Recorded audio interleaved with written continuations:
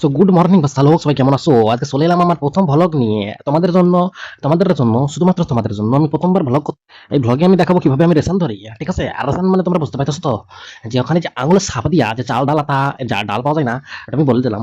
এইসব কিছু পাওয়া যায়। দেখতে দেখতে চলে যাচ্ছি, অনেক কিছু দেখতে দেখতে।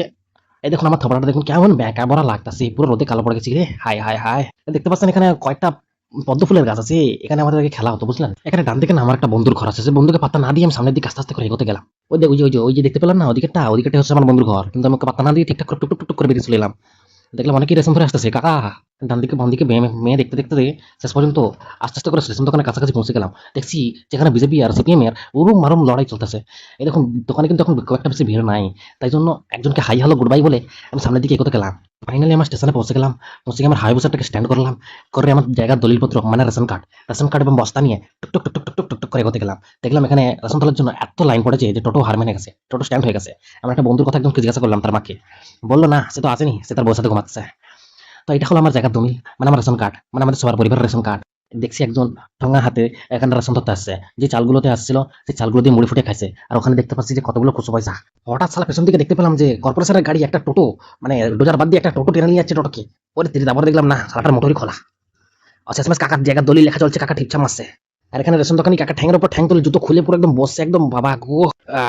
এসএমএস কাকার জমির লেখাও কমপ্লিট। কাকা এবার জমির বদলে চাল নিয়ে যাবে। এবার জমির দলিলটা এখানে রেখে দিয়ে আমি সাইডে চাল গুনতে লাগলাম। 500 কোটি, 500 কোটি এক, 500 কোটি দুই। ওরে বাবা রে কি গরম, হায় হায় গো। কাকা আমার জায়গা দলিলটা হাতে নিয়ে নিল। দেখি আমাকে কত কিছু পয়সা দেয়। এই কাকার দলিল লেখা শুরু হয়ে গেছে, মানে দলিল বিক্রির কাগজপত্র তৈরি হওয়া শুরু হয়ে গেছে। কাকা টুকটাক টুকটাক টুকটাক করে কি সব লেখা শুরু করলো। ছেলেটার মুখটা দেখো না কেমন বেকা ভরা, পুরো দাড়িতে ভর্তি। কোনো মেয়ে পছন্দ করবে না তোকে। বাবাকে কি করম। ফাইনালি আমার আঙুল দিয়ে ছাপ দেওয়ার সময় আসতেছে। কাকা আমি খালি জিজ্ঞাসা করতেছি, কাকা ছাপ দেবো? কাকা ছাপ দেবো? কাকা বলে না তুই দাঁড়াত তো। এই তো আমি দিচ্ছি দেখো। এবার আমি নিঃস্ব হয়ে যাবো। নিঃস্ব হয়ে মাত্র কয় কেজি চাল দিবে? 10 কেজি চাল দিছিল আমায়। কাকা তাদেরকে বলে দিল 10 কেজি চাল দিতে, কিন্তু আমাকে এখন হাত ছড়াতে বললো না। অবশেষে আমি নিজে থেকে হাত ছড়িয়ে নিলাম। এ, অবশেষে আমার চালটা ধরা শেষ। এবার আটা আসছে 2 4। আয় আয় আয় আয় আয় আয় আয় না। টপাটপ করে সবকিছু মালপত্র বস্তায় ভরে নিয়ে আমার হায়াবুসাটাকে স্টার্ট মারলাম। স্টার্ট মেরেও বাবাকে কি গরম লাগতেছে। উফ, তাড়াতাড়ি ঘর গিয়ে সাদা রঙের কোকা-কোলা খেতে হবে। ওই চিন্তায় পাগল হয়ে যাচ্ছি। ওই যে দেখুন একটা পাকিস্তান করছিল আমাকে দেখে ফুটফুট ফুটফুট ফুটুক করে উড়ে করে পালিয়ে গেল।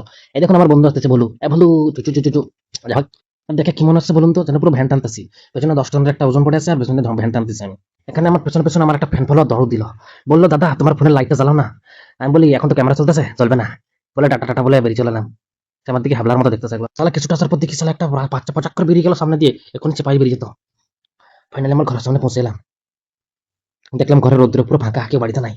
তোমার হায়াবুসা থেকে নেমে আমার হায়াবুসাটাকে স্ট্যান্ড মারলাম। মেরে ঘরের দিকে গেলাম। গিয়ে দেখি কোথাও কোকা কোলা আছে নাকি।